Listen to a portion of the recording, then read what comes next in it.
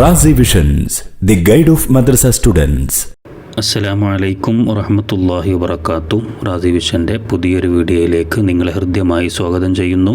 മദ്രസ വിദ്യാർത്ഥികൾക്ക് വളരെ ഉപകാരപ്രദമായ ഈ ചാനൽ നിങ്ങൾ ആദ്യമായിട്ടാണ് കാണുന്നതെങ്കിൽ ചാനൽ ഒന്ന് സബ്സ്ക്രൈബ് ചെയ്യുക. വീഡിയോ നിങ്ങളുടെ കൂട്ടുകാരിലേക്കൊക്കെ എത്തിക്കുക. ലൈക്ക് ചെയ്യുക, ഷെയർ ചെയ്യുക. വീഡിയോ ഹൈപ്പ് ചെയ്യാൻ അറിയുന്നവർ ഹൈപ്പ് ചെയ്യുക. നിങ്ങളുടെ വിലപ്പെട്ട കമൻറ്റുകളൊക്കെ അറിയിക്കുക.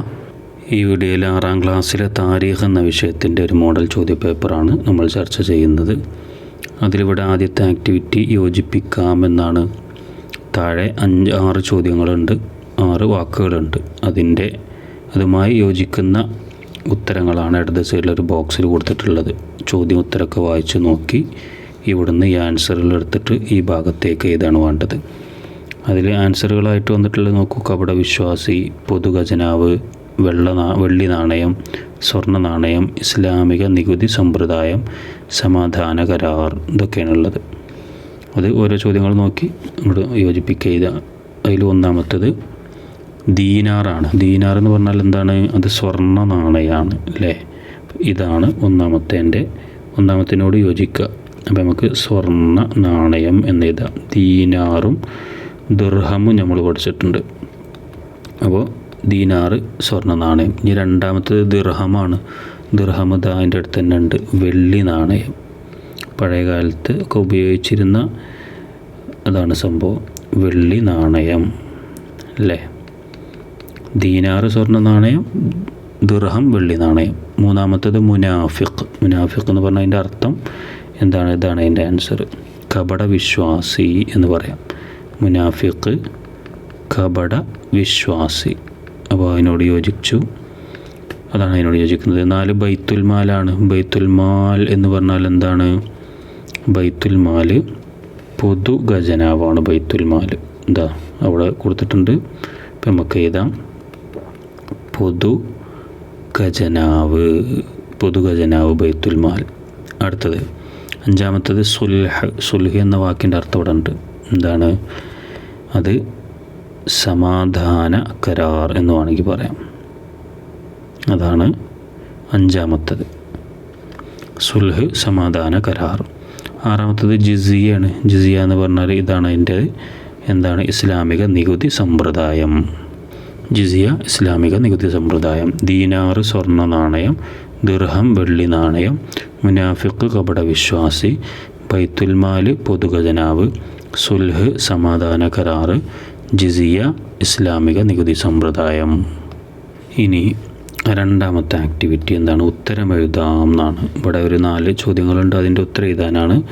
അതിലൊന്നാമത്തെ ചോദ്യം എന്താ?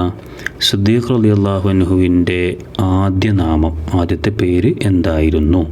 ശേഷം നബി സല്ലല്ലാഹു അലൈഹി വസല്ലം എന്ത് പേരാണ് നൽകിയത്? ആദ്യത്തെ നാമം അബ്ദുൽ കഅബ എന്നായിരുന്നു അല്ലേ. അബ്ദുൽ കഅബ. എന്നിട്ട് പിന്നീട് നബി സല്ലല്ലാഹു അലൈഹി വസല്ലം പേര് മാറ്റി. എന്നിട്ട് കൊടുത്ത പേര് എന്തായിരുന്നു? അബ്ദുള്ള എന്നായിരുന്നു. അബ്ദുള്ള. സിദ്ദീഖ്, അബൂബക്കർ എന്നുള്ളതൊക്കെ ഓമനപ്പേരും സ്ഥാനപ്പേരും ഒക്കെ നമ്മൾ പഠിച്ചിട്ടുണ്ട്. രണ്ടാമത്തത് തബൂക്ക് യുദ്ധത്തിന് വേണ്ടി ഉസ്മാൻ റളിയല്ലാഹു അൻഹു എന്തെല്ലാം ദാനം നൽകി? തബൂക്ക് ആ യുദ്ധം നടക്കുന്ന സമയമൊക്കെ വളരെ വിഷമം നിറഞ്ഞ കാലഘട്ടമായിരുന്നു ആ സമയമൊക്കെ. ആ സമയത്ത് എന്താണ് ഉസ്മാൻ റളിയല്ലാഹു അൻഹു ദാനം നൽകിയത്? 600 ഒട്ടകങ്ങളും 1000 ദീനാറുമാണ് അല്ലേ.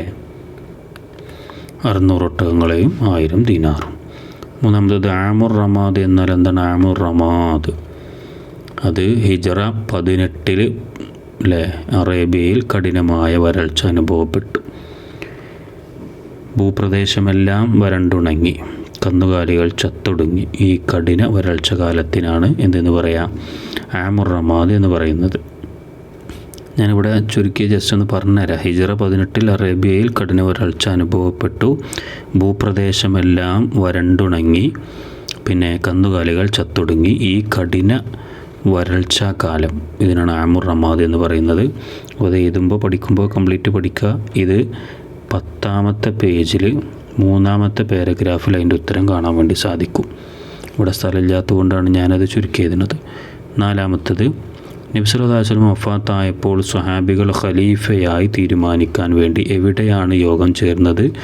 ആരാണ് ആദ്യം ബൈഅത്ത് ചെയ്തത്? നബി തങ്ങൾ വഫാത്തായപ്പോൾ അടുത്ത ഖലീഫയെ തീരുമാനിക്കാൻ സ്വഹാബികൾ യോഗം ചേർന്നത് എവിടെ വെച്ചിട്ടാണ്? അത് ബനൂ സായിദ ഗോത്രക്കാരുടെ പന്തലിൽ വെച്ചാണ്. പിന്നെ ആദ്യമായി ബൈഅത്ത് ചെയ്തത് ഉമർ റളിയല്ലാഹു അൻഹു ആയിരുന്നു അല്ലേ? ബനൂ സായിദ ഗോത്രക്കാരുടെ പന്തലിൽ വെച്ച് ഉമർ ആയിരുന്നു യോഗം ചേർന്നത്. ആദ്യമായി ബൈഅത്ത് ചെയ്തത് ഉമർ റളിയല്ലാഹു അൻഹു ആയിരുന്നു. അപ്പം അങ്ങനെ എഴുതാം. ഇനി മൂന്നാമത്തത് പൂരിപ്പിക്കാം എന്നാണ്. അതിൽ ഒന്നാമത്തെ ചോദ്യം, യമാമ യുദ്ധത്തിൽ പല ഡാഷ് എള്ളും ഷഹീദായി എന്നുണ്ട്. ചെറിയൊരു വ്യത്യാസം അവിടെ പാഠഭാഗത്തിലുണ്ട്. യമാമ യുദ്ധത്തിൽ പല എന്ന് വേണ്ട, അവിടെ നമുക്ക് നിരവധി അതാണ് അവിടെ ഉള്ളത്. നിരവധി ഹാഫിളുകൾ എന്നാണ്. ഹാഫിളുകൾ എന്തായി? ഷഹീദായി. യമാമ യുദ്ധത്തിൽ നിരവധി ഹാഫിളുകൾ ഷഹീദായി. വെള്ളം എന്ന് വേണ്ട, അതങ്ങനെ കംപ്ലീറ്റ് ചെയ്യാം. അടുത്തത് രണ്ടാമത്തത് ഡാഷ് വിൻ്റെ കീഴിൽ ഖുർആൻ സമാഹരണം നടന്നു. അപ്പോൾ ആരുടെ കീഴിലാണ് ഖുർആൻ സമാഹരണം നടന്നത്? ആ പേര് ഇവിടെ എഴുതി കൊടുത്താൽ അത് കംപ്ലീറ്റ് ആവും. സെയ്ദ് ബിനു സാബിത്ത് റളിയല്ലാഹു അൻഹു ആണ്. അതായത് ചോദ്യമായിട്ട് വരികയാണെങ്കിൽ അങ്ങനെ എഴുതാം, ഇനി ഇങ്ങനെ പൂരിപ്പിക്കാനൊക്കെ വരികയാണെങ്കിൽ അങ്ങനെ എഴുതാം. അപ്പോൾ കംപ്ലീറ്റ് ആയില്ലേ? സെയ്ദ് ബിനു സാബിത്ത് റളിയല്ലാഹു അൻഹുവിൻ്റെ കീഴിൽ ഖുർആൻ സമാഹരണം നടന്നു എന്ന് പറയാം. മൂന്നാമത്തത് ഡാഷ് എന്ന ശത്രുവിൻ്റെ വെട്ടേറ്റ് ഉമർ റളിയല്ലാഹു അൻഹു വഫാത്തായി. ഏത് ശത്രുവിൻ്റെ വെട്ടേറ്റിട്ടാണ് ഉമർ റളിയല്ലാഹു അൻഹു വഫാത്തായത്? അബൂ ലുഅ്ലുഅത്ത് എന്ന ശത്രുവാണ്. അപ്പോൾ ഇവിടെ ആ പേര് എഴുതി കൊടുക്കുക. ഇനി അത് ചോദ്യമായിട്ട് വരികയാണെങ്കിൽ അങ്ങനെ ആൻസർ ചെയ്താൽ അബൂ ലുഅ്ലുഅത്ത് എന്ന ശത്രുവിൻ്റെ വെട്ടേറ്റ് ഉമർ റളിയല്ലാഹു അൻഹു വഫാത്തായി. അങ്ങനെ കംപ്ലീറ്റ് ചെയ്യാം. ഇനി നാലാമത്തെ ആക്ടിവിറ്റി 2 വീതം എഴുതാം. അതിലിവിടെ 2 ചോദ്യങ്ങളുണ്ട്. അതിനൊക്കെ 2 ഉത്തരങ്ങൾ എഴുതി കൊടുക്കണം. അതിലൊന്നാമത്തത് സിദ്ദീഖ് റളിയല്ലാഹു അൻഹു ഒന്നാമതായ കാര്യങ്ങൾ. സിദ്ദീഖ് റളിയല്ലാഹു അൻഹു പല കാര്യങ്ങളിലും ഒന്നാമനാണ്. അതിൽ ഒരു 2 കാര്യങ്ങളാണ് ഇവിടെ എഴുതേണ്ടത്. പുസ്തകത്തിൽ നമ്മൾ ആദ്യത്തെ പാഠത്തിൽ 5-ാമത്തെ പേജിലുണ്ട്. ഒരു 5 കാര്യങ്ങൾ അവിടെ പറയുന്നുണ്ട്. പുരുഷന്മാരിൽ ആദ്യമായി ഇസ്ലാം സ്വീകരിച്ചു, ഖുർആൻ ഒരു ഗ്രന്ഥമായി ഒരുമിച്ച് കൂട്ടി, ഖുർആനിന് മുസ്ഹഫ് എന്ന പേര് നൽകി, ഖലീഫ എന്ന പേരിൽ ആദ്യം അറിയപ്പെട്ടു, നബിയുടെ ഉമ്മത്തിൽ ആദ്യം സ്വർഗത്തിൽ കടക്കും. ഇങ്ങനെ കുറേ കാര്യങ്ങൾ അതിലുണ്ട്. നമുക്ക് ഇഷ്ടമുള്ളത് ഏത് എഴുതാം. ഞാനിവിടെ 2 എഴുതുന്നു. 1 പുരുഷന്മാരിൽ ആദ്യം ഇസ്ലാം സ്വീകരിച്ചു, 2 ഖുർആൻ ഒരു ഗ്രന്ഥമായി ഒരുമിച്ച് കൂട്ടി. 2 കാര്യങ്ങളോട് എഴുതിയിട്ടുണ്ട്. 1 പുരുഷന്മാരിൽ ആദ്യം ഇസ്ലാം സ്വീകരിച്ചു, ഖുർആൻ ഒരു ഗ്രന്ഥമായി ഒരുമിച്ച് കൂട്ടി. നിങ്ങൾക്ക് ഏത് എഴുതാം. ഞാനിവിടെ ഇഷ്ടമുള്ളത് 2 എഴുതിയെന്ന് മാത്രം. രണ്ടാമത്തത് കള്ളപ്രവാചകന്മാർ. കള്ളപ്രവാചകന്മാർ ഒരു അഥവാ സിദ്ദീഖ് റളിയല്ലാഹു അൻഹു വഫാത്തായപ്പോൾ രംഗത്ത് വന്ന ഒരു 4 കള്ളപ്രവാചകന്മാരെ കുറിച്ച് നമ്മൾ പഠിച്ചിട്ടുണ്ട് അല്ലേ? അത് പിന്നെ 8-ാമത്തെ പേജിൽ 3-ാമത്തെ പാരഗ്രാഫിൽ കൊടുത്തിട്ടുണ്ട്. ഏതൊക്കെയാണ് പേര്? മുസൈലിമത്തുൽ കദ്ദാബ്, തുലൈഹ, അസ്വദുൽ അനസി, സജാഹ്. അപ്പോൾ അതിൽ ഏതെങ്കിലും 2 ആൾക്കാരെ പേര് എഴുതിയാൽ മതി. ഇനി ഫുള്ള് ചോദിക്കുകയാണെങ്കിൽ ഫുള്ള് എഴുതണം. ഇവിടെ 2 ആൾക്കാരെ പേര് എഴുതി. 1 മുസൈലിമത്തുൽ കദ്ദാബ്, 2 തുലൈഹ. ഇനി 5-ാമത്തെ ആക്ടിവിറ്റി ഓരോന്ന് വീതം എഴുതാം. ഇവിടെ ബ്രാക്കറ്റിൽ എന്താണ് എഴുതേണ്ടത് കൊടുത്തിട്ട് ഉമർ റളിയല്ലാഹുവിൻ്റെ ഭരണ നേട്ടങ്ങളാണ്, അതാണ് എഴുതേണ്ടത്. അതിൽ സാമൂഹിക നേട്ടം ആദ്യം എഴുതുക, 2-ാമത്തത് സാംസ്കാരിക നേട്ടം, 3-ാമത്തത് രാഷ്ട്രീയ നേട്ടം. അതിൽ 1-ാമത്തത് സാമൂഹികമാണ്. ഇതിൻ്റെ ആൻസർ പേജ് നമ്പർ 14 തുറന്നു നോക്കിയാൽ കാണാം. അതിൻ്റെ അവസാന ഭാഗത്തുണ്ടല്ലേ ഉമർ റളിയല്ലാഹുവിൻ്റെ ഭരണ നേട്ടങ്ങൾ സംഗ്രഹിക്കുക എന്ന് പറഞ്ഞിട്ട് ഇതേപോലെ കള്ളികളായിട്ട് അതിൽ കൊടുത്തിട്ടുണ്ട്. അതിൽ സാമൂഹികം അത് 2 എണ്ണമാണ്. ഭക്ഷ്യസുരക്ഷ, യാത്രാ സൗകര്യങ്ങൾ. അതിലേതെങ്കിലും 1 എഴുതിയാൽ മതി. 2 ചോദിക്കുകയാണെങ്കിൽ 2 എഴുതണം. ഞാനിവിടെ ഭക്ഷ്യ സുരക്ഷ എന്ന് എഴുതിയിട്ടുണ്ട്.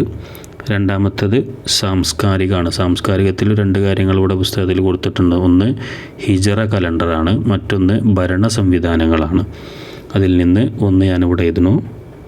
ഞാൻ ഹിജറ കലണ്ടറാണ് ഇവിടെ എഴുതിയിട്ടുള്ളത്. നിങ്ങൾക്ക് ഇഷ്ടമുള്ളത് എഴുതാം. 3 രാഷ്ട്രീയമാണ്. രാഷ്ട്രീയത്തിൽ 2 കാര്യങ്ങൾ ഇവിടെ പറയുന്നുണ്ട്. 1 രാഷ്ട്രവികാസമാണ്, മറ്റൊന്ന് സൈനിക നീക്കങ്ങളാണ്. ഞാൻ അതിലൊന്ന് ഇവിടെ എഴുതാണ്. ഞാൻ രാഷ്ട്രവികാസം എന്ന് എഴുതിയിട്ടുണ്ട്. അപ്പോൾ ഞാൻ ആദ്യത്തേതാണ് എഴുതിയിട്ടുള്ളത്. അതേ 2 നിങ്ങൾക്ക് ഇഷ്ടമുള്ളത് എഴുതാം. ഇനി 6-ാമത്തെ ആക്ടിവിറ്റി ഹിജറ വർഷം എഴുതാം. 2 ചോദ്യങ്ങളാണുള്ളത്. അതിൽ 1-ാമത്തത് ആമുർ റമാദ് ഉണ്ടായതാണ്. ആമുർ റമാദിലെ നേരത്തെ പറഞ്ഞിരുന്നു അത് ഹിജറ 18 ഉണ്ടായിരുന്നത്. ആ വരൾച്ചാകാലമാണല്ലോ അത് ഹിജറ 18. ഇപ്പോൾ ഹിജറ 18 ചെയ്ത 2 ഈജിപ്ത് ഇസ്ലാമിക ഭരണത്തിൻ്റെ കീഴിലായത് അത് ഹിജറ 20 അംർ ഇബ്നുൽ ആസ് റളിയല്ലാഹുവിൻ്റെ നേതൃത്വത്തിൽ ഈജിപ്ത് ഇസ്ലാമിക ഭരണത്തിൻ്റെ കീഴിലായി നമ്മൾ പഠിച്ചിട്ടുണ്ട്. അപ്പോൾ ഹിജറ 20 എന്നെഴുതാം. ആമുർ റമാദ് ഉണ്ടായത് ഹിജറ 18, പിന്നെ ഈജിപ്ത് ഇസ്ലാമിക ഭരണത്തിന് കീഴിലായത് ഹിജറ 20. അപ്പോൾ അതങ്ങനെ എഴുതാം. ഇനി 7ാമത്തെ ആക്ടിവിറ്റി കള്ളികൾ പൂർത്തിയാക്കാം എന്നാണ്. ഇവിടെ ഒരു 3 കള്ളികളാണ് കൊടുത്തിട്ടുള്ളത്. ഒന്ന് ഖലീഫ, മറ്റൊന്ന് ഭരണകാലം, മറ്റൊന്ന് ഒരു പ്രധാന നേട്ടം. അതിൽ 2 ഖലീഫമാരവിടെ കൊടുത്തിട്ടുണ്ട്. ഒന്നാമത്തത് അബൂബക്കർ റളിയല്ലാഹു അൻഹു. അബൂബക്കർ റളിയല്ലാഹു അൻഹുവിൻ്റെ ഭരണകാലം നമ്മൾ പഠിച്ചിട്ടുണ്ട് 2 വർഷം 3 മാസം 8 ദിവസം. അതാണ് ഞാനിവിടെ ചുരുക്കി എഴുതിയിരിക്കുന്നത് 2 വർഷം 3 മാസം 8 ദിവസം. ഇനി നേട്ടങ്ങൾ ഇഷ്ടം പോലെ ഉണ്ട്. അതിൽ ഏതെങ്കിലും ഒന്ന് എഴുതാം. ഞാനിവിടെ ഏറ്റവും പ്രധാനപ്പെട്ടത് ഒന്ന് ഇതാണ്, ഖുർആൻ സമാഹരണം. നിങ്ങൾക്ക് ആ പുസ്തകത്തിൽ പിന്നെ 13ാമത്തെ പേജിലൊക്കെ പറഞ്ഞിട്ടുണ്ട്. ഞാൻ അതിൽ ഏതെങ്കിലും എഴുതാം. ഞാനിവിടെ ഖുർആൻ സമാഹരണം എന്ന ഇതാണ്. 2ാമത്തേത് ഉമർ റളിയല്ലാഹു ആണ്. ഉമർ റളിയല്ലാഹുവിൻ്റെ ഭരണകാലം 10 വർഷമാണ്. അപ്പം ഇങ്ങനെ എഴുതാം, അല്ലെങ്കിൽ ഇങ്ങനെ അക്കത്തിൽ 10 ഇട്ടാലും കുഴപ്പമൊന്നുമില്ല. 10 വർഷം. പിന്നെ ഭരണ നേട്ടങ്ങൾ ഇഷ്ടം പോലെ ഉണ്ട്. അതിലിവിടെ സൈനിക രജിസ്റ്റർ സംവിധാനം കൊണ്ടുവന്നു, ബൈത്തുൽ മാൽ സ്ഥാപിച്ചു. ആ പാഠത്തിൽ കുറച്ചും കൂടി പറയുന്നുണ്ട്. അപ്പം ഞാനിവിടെ ഒരു പ്രധാനപ്പെട്ട ഒന്ന് ഇതാണ്, ബൈത്തുൽ മാൽ സ്ഥാപിച്ചു. ബൈത്തുൽ മാൽ പറഞ്ഞാൽ പൊതു ഖജനാവാണ്. നമ്മൾ നേരത്തെ പറഞ്ഞിരുന്നല്ലോ, ആദ്യത്തെ ആക്ടിവിറ്റിയിൽ പറഞ്ഞിട്ടുണ്ട്. അപ്പോൾ അബൂബക്കർ റളിയല്ലാഹുവിൻ്റെ ഭരണകാലം 2 വർഷം 3 മാസം 8 ദിവസം. ഒരു പ്രധാന നേട്ടം ഞാനിവിടെ എഴുതിയിട്ടുള്ളത് ഖുർആൻ സമാഹരണമാണ്. പിന്നെ ഉമർ റളിയല്ലാഹു അൻഹു, അദ്ദേഹത്തിൻ്റെ ഭരണകാലം 10 വർഷമാണ്. അദ്ദേഹത്തിൻ്റെ ഒരു ഭരണ നേട്ടം എന്താണ്? ബൈത്തുൽ മാൽ സ്ഥാപിച്ചു. പുസ്തകത്തിൽ ഇഷ്ടം പോലെ പറയുന്നുണ്ട്. ഏതെങ്കിലും ഒന്ന് എഴുതിയാൽ മതി. അതിൽ കൂടുതൽ ചോദിക്കുകയാണെങ്കിൽ, പരീക്ഷയ്ക്ക് ചോദിക്കുകയാണെങ്കിൽ അങ്ങനെ എഴുതുകയും ചെയ്യാം. ഈ വീഡിയോ ഇവിടെ അവസാനിക്കുകയാണ്. മദ്രസ വിദ്യാർത്ഥികൾക്ക് ആവശ്യമായ എല്ലാവിധ വീഡിയോകളും നമ്മുടെ ചാനലിലുണ്ട്. നിങ്ങളുടെ ആവശ്യങ്ങൾക്കനുസരിച്ച് അത് ഉപയോഗപ്പെടുത്താവുന്നതാണ്. ഈ പരീക്ഷയിൽ നിങ്ങൾക്ക് നല്ല മാർക്ക് അള്ളാഹു പ്രദാനം ചെയ്യട്ടെ എന്ന് പ്രാർത്ഥിക്കുന്നു. അസ്സലാമു അലൈക്കും വറഹ്മത്തുള്ളാഹി വബറകാതുഹു.